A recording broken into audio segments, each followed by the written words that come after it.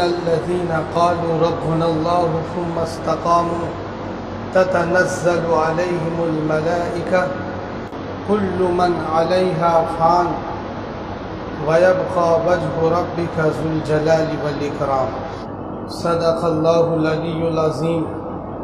حضرات مصلیان، اہلیان محلہ، عزیز ساتھیوں اور دوستوں، عظیم زندگی عطا کی ہے اللہ تعالیٰ نے ہمیں اور آپ کو، اور زندگی کے بعد بے مثال ایمان کی دولت عطا کی ہے۔ قدر اور اس دولت کی قیمت اور اس کا فائدہ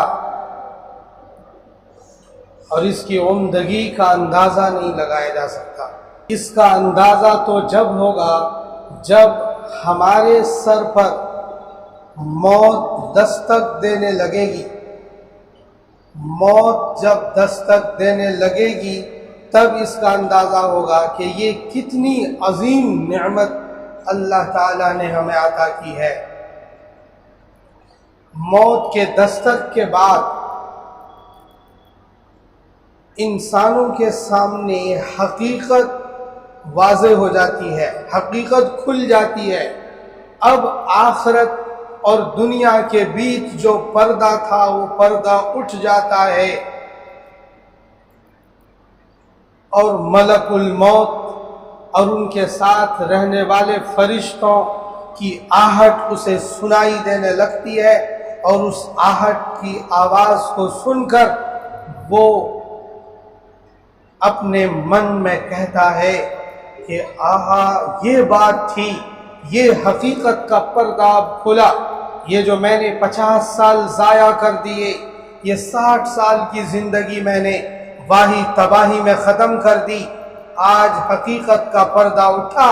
وہ جو میں کہتا تھا، وہ جو مسجدوں میں بتائی جاتی تھی، وہ جو کوہ صفا پر، وہ جو فاران کی چوٹیوں پر اللہ کے پیغمبر محمد الرسول اللہ صلی اللہ تعالی علیہ وسلم نے آواز بلند کی، قولوا لا الہ الا اللہ تفلحوا، اے لوگو، اے انسانوں، تم کلمہ لا الہ الا اللہ پڑھ لو، تمہیں کامیابی مل جائے گی، تم اس دھرتی جہان میں کامیاب ہو جاؤ گے اگر تم نے یہ کلمہ پڑھ لیا۔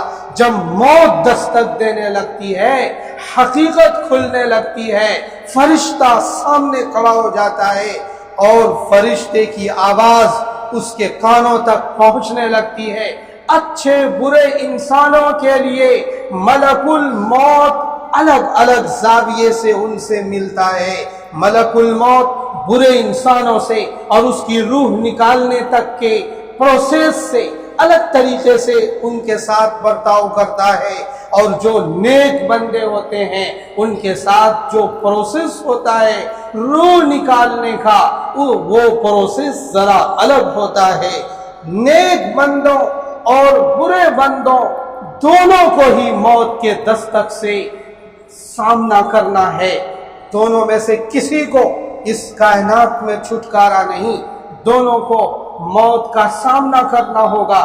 جب برے بندوں کے پاس وہ فرشتے آتے ہیں تو وہ کہتے ہیں یا ایتھا النفس الخبیثہ کانت فی الجسد الخبیث، اے برباد اور برے اور واہی تباہی میں رہنے والا نفس جو برے جسم، خبیث جسم میں رہتا تھا، اخرجی، تو نکل اب اس بدن سے۔ وہ نکالتا ہے ان روحوں کو جو برے لوگوں کی باڈی میں پیوست ہے۔ میں نے بتایا تھا پچھلے ہفتے کہ ہماری اس باڈی میں، اس عالم میں اللہ تعالی جب ماں کے پیٹ میں بندہ 4 مہینے کا ہو جاتا ہے تو روح ڈال دیتا ہے، دنیا میں آتا ہے، پھر اسی روح کے ساتھ وہ بڑا انسان بن جاتا ہے، پھر اسی روح کی واپسی کے لیے فرشتے آتے ہیں اور اسی روح کی واپسی ہوتی ہے۔ لیکن برے بندوں کی جو روح کی واپسی ہوتی ہے ایسے جیسے کسی خاردار کیکر کے پیڑ پر، کسی خاردار جھاڑی پر کپڑا پھینک دیا جائے اور اس کے کانٹوں سے کپڑا الجھ جائے اور اس کپڑے کو جیسے کھینچا جاتا ہے اسی طرح جس طرح وہ کپڑا ریزہ ریزہ ہو جاتا ہے، اس کے دھاگے اور تانے بانے بکھرنے لگ جاتے ہیں، جس طرح وہ کپڑا چیرا چیرا ہو جاتا ہے، ایسے ہی وہ روح برے بندوں کے جسم سے نکلتی ہے جو انسانوں کے جسم کو کراہنے پر مجبور کر دیتی ہے۔ موت کے آنے پر، روح کے نکلنے پر جو کسک ہے، جو اس کی تکلیف ہے، اس تکلیف سے بدتر تکلیف اس دھرتی جہان میں کوئی اور تکلیف نہیں ہے، کوئی اور تکلیف نہیں ہے۔ اس روح کے نکالنے میں جو تکلیف اٹھائی جاتی ہے اور جو تکلیف ہوتی ہے برے بندوں کو، اس کا اندازہ نہیں لگایا جا سکتا، وہ برے بندوں کو ہی اس کا احساس ہوتا ہے۔ سو وہ روح نکال کر فرشتے آسمان کی طرف چلتے ہیں، فرسٹ دروازے پر ادھر سے فرشتہ آواز دیتا ہے، کون؟ نو کہ فلاں بن فلاں بن فلاں کی روح لے کر آیا ہوں۔ وہ فرشتے آواز دیتے ہیں کہ نہیں، یہ تو نفس خبیثۃ فی الجسد الخبیث، یہ برا نفس ہے، برے جسم میں رہتا تھا، اسے یہاں پر انٹری نہیں ملے گی۔ لا تفتح لهم ابواب السماء ولا يدخلون الجنۃ حتى يلج الجمل فی سم الخیاط، ان کے لیے آسمان کے دروازے نہیں کھولے جائیں گے، جنت میں داخل نہیں ہو سکتے، آسمان کے دروازے کے اندر اس کی انٹری نہیں ہوگی۔ وہ فرشتہ پھر اس روح کو واپس لاتا ہے، واپس لا کر سجین میں لے جاتا ہے۔ سجین ساتوں زمین سے نیچے ایک مقام ہے، سجین ایک مقام ہے۔ وما ادراک ما سجین کتاب مرقوم یشہدہ المقربون، یہ سجین ایک مقام ہے ساتوں زمین کے نیچے، جس میں کافروں کے اور برے بندوں کی روحوں کو رکھا جاتا ہے۔ اس کے نامہ اعمال کو سل پیک کر کے، اس کے سارے نامہ اعمال کے ساتھ روح کو اس قید خانے میں ڈال دیا جاتا ہے جو برے اور کافر لوگوں کے لیے سجین ایک قید خانہ بنایا گیا ہے، اس میں اسے ڈال دیا جاتا ہے۔ یہ برے لوگوں کی روح کو نکالنے کا پروسیس ہے۔ اور جو آپ جیسے نیک بندے جو جمعے میں نماز میں آتے ہیں، جو نمازوں کی پابندی کرتے ہیں، جو اچھے کاموں کو کرتے ہیں، برے کاموں سے وہ رکتے ہیں، ان کی روحوں کو نکالنے کا پروسیس الگ ہے۔ وہ فرشتہ ملک الموت آتا ہے اور اس کے ساتھ 4 فرشتے ایکسٹرا آتے ہیں۔ وہ 4 فرشتے اس کے جسم کو تھپتھپاتے ہیں، اسے سہلاتے ہیں، اسے دباتے ہیں، اسے پیار کرتے ہیں، پھر اس سے کہتے ہیں یا ایتھا النفس الحمیدہ، اے نفیس روح، اے نفیس روح، کانت فی الجسد الحمید، جو نفیس روح نفیس جسم میں رہتی ہے، تو نکل جا، اللہ کی طرف سے تیرے لیے خوشخبری ہے، وہی خوشخبری ان الذین قالوا ربنا اللہ ثم استقاموا تتنزل علیہم الملائکہ الا تخافوا ولا تحزنوا وابشروا بالجنۃ التي کنتم توعدون۔ یہ وہ لوگ ہیں جو یہ کہتے تھے کہ ہمارا رب اللہ تعالیٰ ہے، ہمارا پروردگار اللہ تعالیٰ ہے۔ ان الذین قالوا ربنا اللہ، وہ لوگ جو کہتے ہیں کہ ہمارا پروردگار، ہمارا اللہ تعالیٰ ہے، پھر وہ اس پر قائم دائم رہتے ہیں، اس پر ٹکے رہتے ہیں، موت تک یہ کہتے رہتے ہیں کہ ہمارے پروردگار تو اللہ تعالیٰ ہے۔ خوشی آئی اللہ کو یاد کیا، غم آیا اللہ کو یاد کیا، کسی طرح کے حادثے کا شکار ہوا، اللہ کو یاد کیا، جنازہ گھر میں آیا تب اللہ کو یاد کیا، شادی کے شادیانے بجے تب اللہ کو یاد کیا، ہر مومنٹ پر اللہ کو یاد کیا اور اس پر قائم دائم رہا۔ تتنزل علیہم الملائکہ، فرشتے اترتے ہیں، کہتے ہیں اللہ تخافوا ولا تحزنوا، خوف نہ کر، خوف نہ کر، غم نہ کر، تیرے لیے اللہ نے جنت بنائی ہے، تیرے لیے اللہ نے باغات تیار کیے ہیں، تجری من تحتها الانہار، جن کے نیچے نہریں جاری ہے۔ وہ اسے فرشتہ اس انسان کو تسلی دیتا ہے، اسے تسلی دے دے کر اس کو اسٹرانگ کرتا ہے اور بہت پیار سے اس کی روحوں کو نکالتا ہے، اور روحیں نکال کر اچھے کپڑے میں لپیٹ کر اسے فضاؤں میں لے کر اس کی روح کو چلتا ہے۔ پہلا آسمان، وہاں سوال ہوتا ہے کون ہے؟ فلاں بن فلاں بن فلاں، یہ فلاں ہے، فلاں آبادی کا رہنے والا۔ فرشتہ اسے انٹری دیتا ہے، فرسٹ آسمان پر، سیکنڈ پر، تھرڈ پر، فورتھ پر، ففتھ پر، اس طرح سے پانچویں، چھٹے، ساتویں کو کراس کرتا ہوا عرش کے نیچے اعلیٰ علیین ہے، وہاں اس کی روحیں پہنچ جاتی ہے اور پھر وہاں وہ سکون سے وہ روحیں رہتی ہیں۔ اس طرح کے پروسیس سے نیک اور برے بندوں کی روحیں اللہ تعالی نکالتا ہے اور نکلواتا ہے۔ پتہ چلا کہ موت تو دستک دے گی، موت تو ہر حال میں ہمیں اور تمہیں آ کر پکڑے گی، جس حال میں بھی رہو۔ جب موت کا وقت آ جائے گا، ایک منٹ کی فرصت نہ ہوگی۔ ان اجل اللہ اذا جاء لا یؤخر لو کنتم تعلمون، اگر اللہ کی طرف سے اجل آ گیا، اجل آنے کے بعد، موت کا فکس وقت آنے کے بعد کوئی مہلت نہیں دی جاتی ہے، ایک سیکنڈ کی بھی مہلت نہیں دی جاتی۔ پھر تو اس کی روح اللہ تعالی فرشتوں سے نکلواتا ہے۔ اس طرح سے ہم اور آپ دیکھتے ہیں کتنی موتیں ہو رہی ہیں، کتنی موتیں ہو رہی ہیں، ان کو کوئی مہلت نہیں ہے۔ تمہیں معلوم نہیں، ہمیں معلوم نہیں کہ ہماری موت کا وقت کیا ہے، ہمیں کتنا ٹائم دیا گیا ہے۔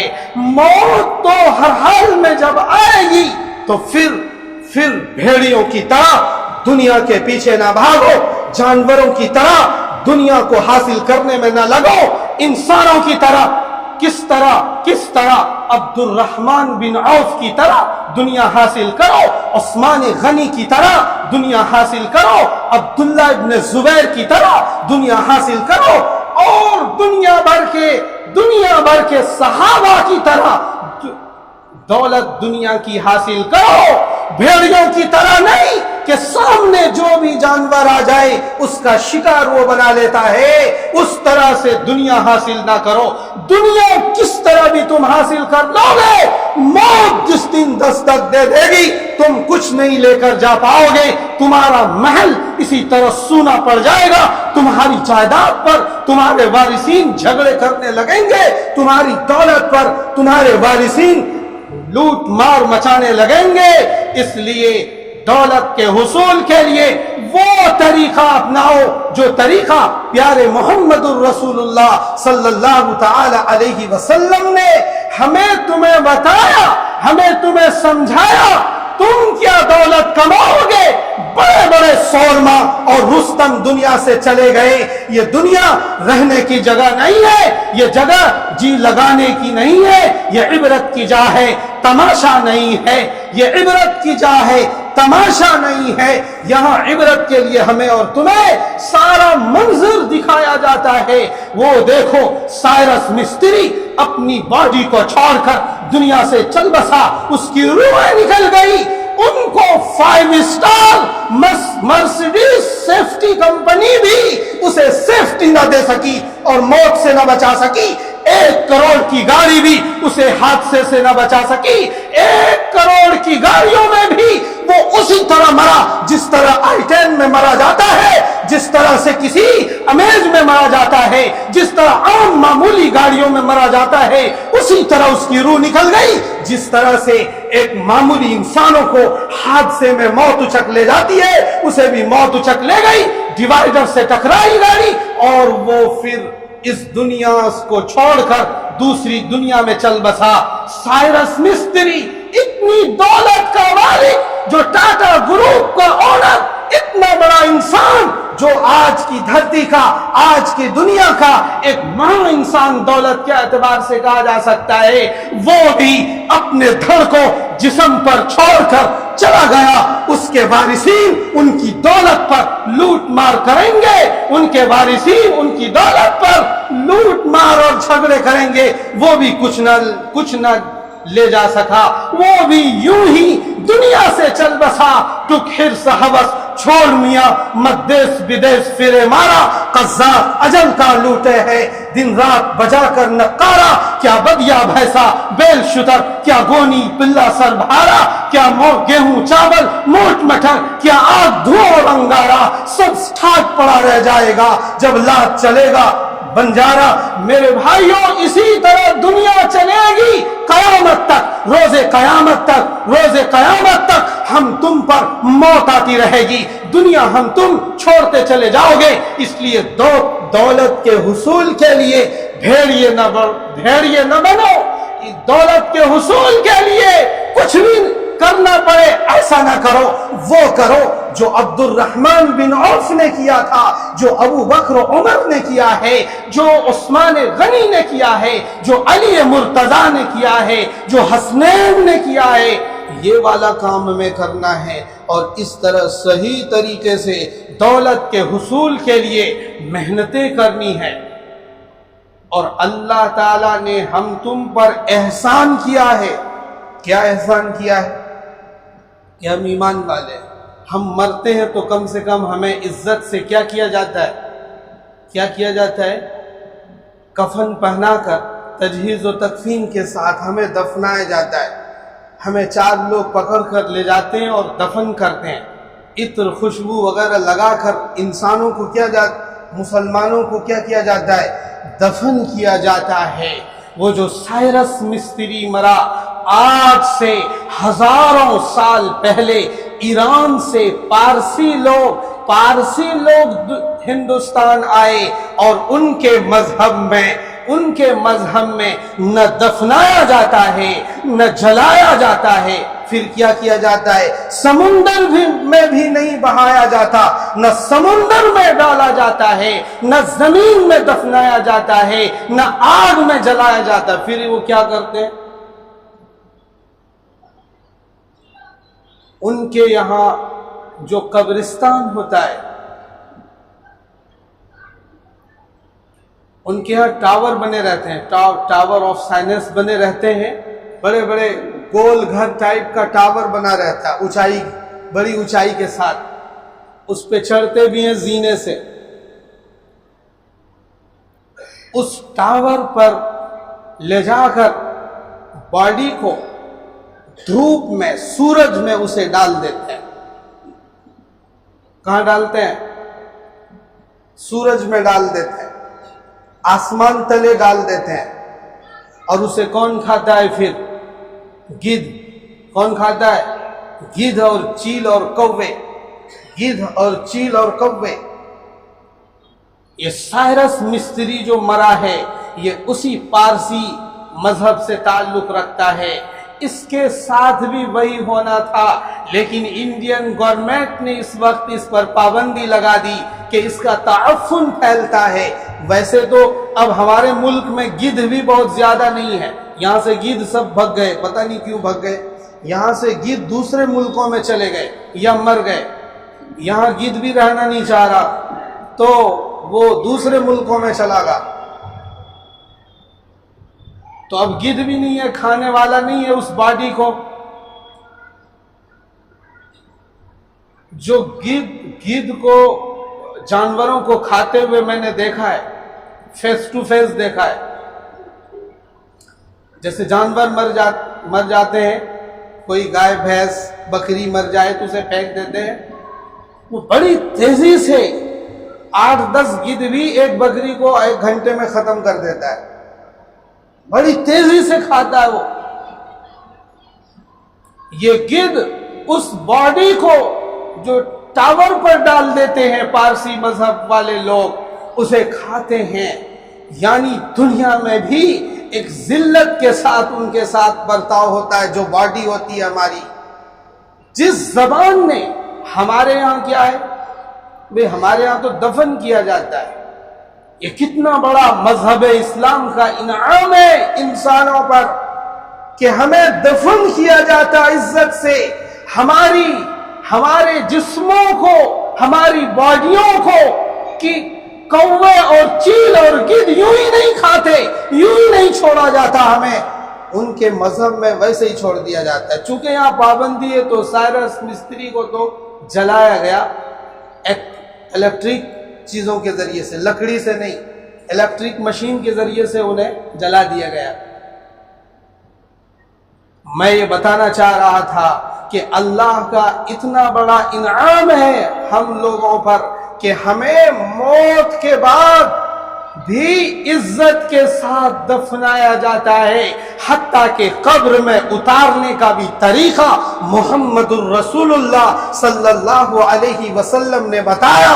एक एक चीज बताई, यहां तक बताया कि जब कब्र में उतार दो तो उनका चेहरा किबला रुख कर दो, काबा की तरफ कर दो। कितना बड़ा शानदार मजहब है कि मुहम्मदुर रसूलुल्लाह ने इतने सारी हिदायतें और इंस्ट्रक्शन दिए कि हमें मौत तक, आखिरी मरहले तक, जब हम कीड़ों के नजर होने लगेंगे, जब हम किसी मिट्टी में मिलने लगते हैं, तब भी मोहम्मद अरबी सल्लल्लाहु अलैहि वसल्लम ने हमारे लिए इंस्ट्रक्शन दिया, हिदायतें दी। लेकिन हम लोग नमाजों की तक की पाबंदी करने के लिए तैयार नहीं है। सारा शहर सोता रहता है, सारी आबादी नींद में होती है, एक इंसान भी उठने के लिए तैयार नहीं है। पूरी फैमिली नींद के नजर। मैं फजर में आता हूं, सारा महल्ला सोता रहता है। आज मैं अपने बेटे को लेके आया था मस्जिद में फजर में, तो मुझसे पूछने लगा ये अभी तक सो ही रहे। तो मैंने कहा भाई आप भी तो सो रहे थे कल परसों, आज ही तो आए हो तुम। सारा महल्ला सोता है। मेरे भाइयों, नमाजों की पाबंदी करो, नमाजों की तरतीब में आओ, कम से कम इतना तो करो। नमाजियों की रूहों को अल्लाह ताला अच्छी तरह निकलवाता है, प्यार से निकलवाता है, वरना रूह के निकलने के वक्त जो तकलीफ है उसको आप तस्वूर नहीं कर सकते। कितनी तकलीफ होती है आप उसका अंदाजा नहीं लगा सकते। लेकिन जो लोग नमाजी होते हैं, जो अल्लाह के महबूब बंदे होते हैं, अल्लाह के प्यारे बंदे होते हैं, उनके साथ अल्लाह ताला अच्छा बर्ताव करवाता है। वो वेटिंग रूम में चला जाता है कयामत तक के लिए, और वेटिंग रूम में उन्हें इत्मीनान और सुकून दिया जाता है और उन्हें अच्छी तरह रखा जाता है। इसलिए अपनी आखिरत बर्बाद न करो दुनिया की वजह से। जिसने अपनी आखिरत को बर्बाद की वो सुन ले आज। वो देखो सिकंदर 32 साल की उम्र में जब फतह करता हुआ हमारे सिंध और हिंद की तरफ पहुंचा, तो हिंद के अंदर पहुंचने के बाद उसे एक तीर लगा। कहां? पाकिस्तान के अंदर उसे तीर लगा, और तीर लगने के बाद वो उसने जो कोहराम मचाया, पूरा शहर इंसानों का कटवा दिया, जानवरों तक को तहतेक करवा दिया। जब ये वापस हुआ, उस तीर का जख्म हरा भरा रहा, और ये रहने वाला इराक शहर बाबुल का था। उस इराक शहर से 35 दिन के फासले पर अभी पहुंचा था कि मौत के फरिश्ते ने दस्तक देना शुरू किया, और उसकी आहट उसे आने लगी, उसकी आवाज वो اسے سنائی دینے لگی، اس نے اعلان کرایا اپنے وزیروں میں کہ یہ بتاؤ کہ میں اپنی ساری سلطنت اس شخص کو دے دوں گا جو مجھے یہ بچا دے، میں اپنے شہر میں مرنا چاہتا ہوں، 35 دن کا فاصلہ، 35 دن کا اسپیس میری موت تک دے دے، میں موت لینا چاہتا ہوں، میں مرنا چاہتا ہوں، پر عراق بابل شہر کے اندر مرنا چاہتا ہوں، ہے کوئی اس دھرتی آکاش میں جو مجھے موت سے بچا لے؟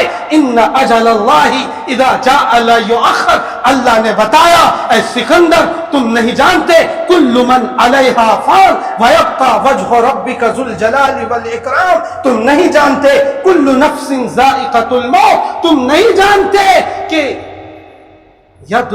یدرککم الموت ولو کنتم فی بروج مشیدہ، موت تمہیں آ پکڑے گی اگرچہ تم مضبوط محل میں ہو تب بھی تمہیں موت آ پکڑے گی۔ ان حالات میں، اس تناظر میں سکندر بھی بچ نہ سکا، اسی سے سکندر سا فاتح بھی ہارا۔ بڑے اس کائنات میں بڑے بڑے نامور لوگ بے نشان ہو گئے، بے نشان ہو گئے، زمین کھا گئی، نوجوان کیسے کیسے، زمین نے کیسے کیسے جوانوں کو نگل لیا، کتنے جیم میں جانے والے باڈی بلڈروں کی موت کا منظر تم سڑکوں پر دیکھتے ہوگے، کس طرح سے موت آتی ہے۔ اس لیے زمین کھا گئی، نوجوان کیسے کیسے، نامور بڑے نامور جو بے نشاں ہوئے کیسے کیسے۔ میرے بھائیوں، اس طرح سے حالات ہمارے ساتھ آتے ہیں، پھر بھی ہم نہیں مانتے، دنیا کو لوٹنے کے لیے بھیڑیا بن جاتے ہیں۔ جانور بھی ہم پر شرم کھائے گا کہ یہ دیکھو انسان کس طرح سے دوسرے کی جان لے رہا ہے، دولت کے لیے، دولت کے حصول کے لیے جانور بھی شرمندہ ہو جاتا ہے جب ہم اپنی حیوانیت پر آتے ہیں، جب ہم اپنی شیطنت پر آتے ہیں۔ کل ہی میں بھائی دنسیر صاحب کی اہلیہ کا انتقال ہوا، میں ان کے لیے دعا گو ہوں آپ سب کی طرف سے کہ اللہ تعالیٰ ان کو جنت الفردوس میں اعلیٰ سے اعلیٰ مقام نصیب فرمائے۔ میں قبرستان میں تھا، مزار میں تھا، ایک شخص آیا، وہ اس سے کسی نے کچھ کہا، وہ بیڑی یا سگریٹ پینا چاہ رہا تھا، کہا کہ بھائی تو قبرستان میں، مسجد میں، کہاں تو بیڑی سگریٹ پی رہا ہے؟ اس نے کہا کہ شیطان کو مسجد مندر سے کیا لینا دینا ہے؟ میرے بھائیوں، اتنی جرأت ہے تمہیں کہ تم ایسی باتیں کرو گے، کہاں ہے تمہارا ایمان؟ اللہ کا قہر جب تمہارے اوپر پڑے گا، دنیا کی کوئی طاقت تمہیں نہیں بچا پائے گی۔ کیسا تم نے اپنا دل بنا لیا، کیسا تمہارا ایمان ہو گیا، قبرستانوں میں جا کر، مسجدوں میں جا کر، مزاروں پر جا کر تم ایسی باتیں کرتے ہو۔ میرے بھائیوں، کم سے کم الفاظ تو سنہرے بولو، کم سے کم اپنے کردار کو تو اچھے بناؤ، کم سے کم اخلاق کو تو بہتر بناؤ۔ واقعی مجھے یہ پتا لگا کہ انسانوں میں بھی شیطان ہوتا ہے، شیاطین من الانس والجن، جناتوں میں بھی شیطان ہوتا ہے، انسانوں میں بھی شیطان ہوتا ہے۔ یہ ایسے ہی لوگ تو ہوتے ہیں جو اس طرح کے کمنٹمنٹ کرتے ہیں۔ میرے بھائیوں، اس سے بچنے کی ضرورت ہے۔ اللہ ناراض ہو گئے تو ایمان اللہ تعالیٰ سلب کر دیں گے۔ ہمیں ایمان کی دولت کا اندازہ اس دن ہوگا جس دن موت کا فرشتہ دستک دے دے گا، اس دن ہمیں اس کا اندازہ ہوگا۔ جس دن ہم آخرت کا منظر دیکھنے لگیں گے، اس دن ہمیں اس کا اندازہ ہوگا۔ بہرحال ہمیں اپنے ایمان کی حفاظت کرنی ہے، اپنے اعمال کو بنانے ہیں، اپنے اخلاق کو سدھارنے ہیں، اپنی ایکٹیویٹی سدھارنی ہے۔ دولت کمانے کے لیے، دنیا کمانے کے لیے اچھے ضابطے اپنانے ہیں، اچھے رولز فالو کرنے ہیں۔ دنیا تو اتنی ملے گی جتنی تمہارے مقدر میں ہے، اس سے ایک لقمہ بھی زیادہ نہ ملنے کا ہے، اس لیے اچھی طرح ہم کمائیں گے۔ اور دوسری بات، آج میں بدھائی دیتا ہوں ان حفاظ کو جن حفاظ نے نیٹ ایگزام کوالیفائی کیا ہے، ڈاکٹر عبد القدیر بیدر جو کرناٹکا سے حافظ قرآن کو مدرسوں سے اٹھاتے ہیں اور انہیں فاؤنڈیشن کورس کرا کر 12ویں کرا کر انہیں نیٹ کے ایگزام میں ڈالتے ہیں، یو پی ایس سی کے ایگزام میں ڈالتے ہیں اور وہ بچے کامیاب ہوتے ہیں۔ آج محمد علی اقبال نے 680 نمبرات سے نیٹ کا ایگزام فائنل کیا ہے، اور ان کے علاوہ اس گروپ شاہین گروپس نے تقریباً 500 لڑکوں کو ایسا تیار کیا ہے جو ان کے گروپ میں پڑھتے ہیں اور کامیابی انہوں نے حاصل کی، جو مدارس کے حفاظ اور فضلاء مانے جاتے ہیں۔ اس لیے میرے بھائیوں، ہم آپ سب کی طرف سے ان کو بدھائیاں دیتے ہیں اور ان کے اس عمل کا ہم استقبال کرتے ہیں۔ اللہ تعالیٰ ان کو اس عمل کی وجہ سے بے مثال درجات عطا فرمائے اور دنیا اور آخرت دونوں جہان میں اعلیٰ مقام نصیب فرمائے۔ اس لیے اپنے بچوں کو بھی اچھی درسگاہوں میں، اچھے مدرسوں میں اور پھر مدرسے سے پڑھا کر اگر آپ چاہو تو اچھے اسکولوں میں ڈالو، اچھی جگہوں پر ڈالو، تو آپ کے بچے بھی اسی طرح کامیاب ہوں گے انشاءاللہ۔ کریں گے بھی ساتھی انشاءاللہ۔ اللہ تعالیٰ عمل کی توفیق نصیب فرمائے۔